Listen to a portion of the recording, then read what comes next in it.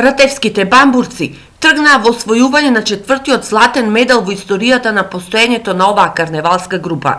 Овој пат на меѓународниот карневал во Перник, соседна Бугарија, тие ќе го изиграат вековниот танц на бамбурците и ќе го развеат македонското знаме и знамето на општина Берово, но за овој нивни поход бамбурците не добија поддршка од никого. Бидејќи општина Берово не финансира, не можевме со нивна помош да отидеме во Перник.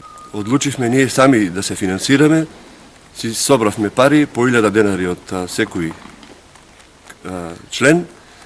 Ние сме 25 моментално кои што ќе патуваме за Перник и си собравме по 1000 денари 25.000 денари. Ратевските бамбурци се дел од европското карневалско семејство и за нив е неразбирлив односот на општината и за овој настап во Перник, но и за Малишевскиот карневал, кој се одржа пред една недела во Ратево. Голема поддршка треба да имаме од општината Берово, од градоначалникот и од други спонзори кои што можат да ни помогнат, за да може да учествуваме надвор од нашата земја на други карневали, да ги представуваме ратевските бамбурци, општината Берово и Република Македонија. Но овие ентузијасти не се откажуваат од традицијата и од карневалската група. Ние ќе се бориме и ќе на крајот на краиштата ние сме сложни да се самофинансираме и да одиме да учествуваме на сите карневали кај што ќе бидеме поканети. Досега ратевските бамбурци на нивниот поход по Балканот освоиле 3 златни медали. Денеска патуваме за Перник и одиме кон четвртиот златен медал. Мислам дека ќе го освоиме четвртиот златен медал,